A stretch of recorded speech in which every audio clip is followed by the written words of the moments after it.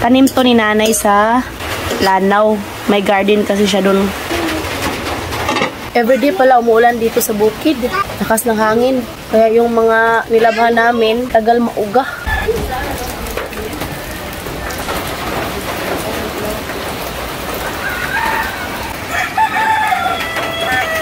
May pako rin tayo dito. Yung pako natin. Oh.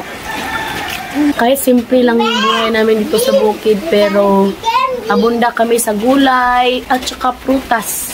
Pwede ka makapagtanim-tanim dito ng sarili mong mga gulay. Yung tubig dito, pwedeng libre. Choice mo yon kung bumili ka ng mineral. Lagyan natin to ng sardinas.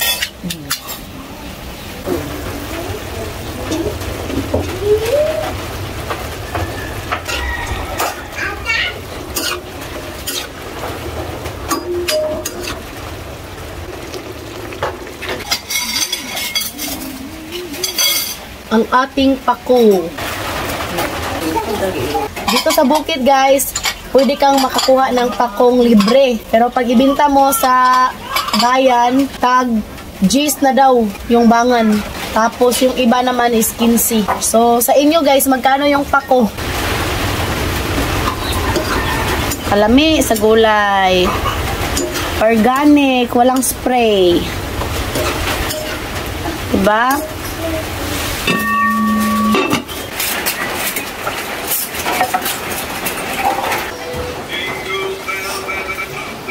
Kahapon guys, pumunta kami sa basketball court. Grabe, sobrang lamig talaga. Tapos si Habi nagsaliko ba. Kala ko guys, walang effect sa kanya yung lamig dito sa amin sa bukid. Kahapon nagreklamo siya, uwi na daw kami sa bahay kasi nga malamig daw. Malamig nga talaga dito, grabe. Ouch. Tama na to guys. Tikman na natin. Half cook lang natin yung gulay kasi hindi din siya masarap pag sobrang luto. Opo with pako, tapos nalagyan ko ng sardinas. Sarap. Mag-hookan na ta.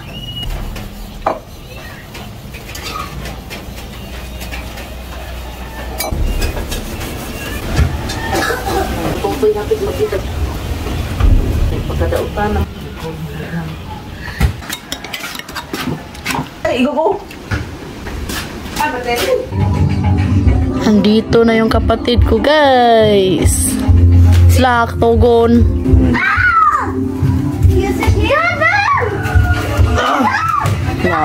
Shot. Nandito na yung kapatid ko, tapos yung pamangkin ko. Uuwi na sila sa Kapudlusan. This is our last na kita-kita sa Huibis. Balik na rin kami sa Romania.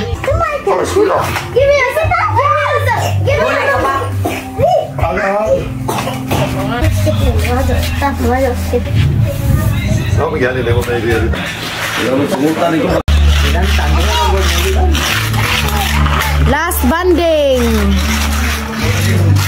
Uuwi na yung dalawang pamangkin ko guys.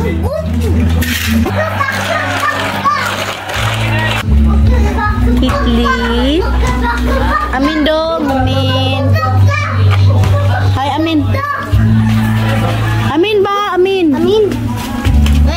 Amin. Thank you for watching guys. Hope nag-enjoy kayo sa mga vlog namin dito sa Pilipinas. Don't forget to like and subscribe our YouTube channel na Facebook page, The Petty Family. Bye!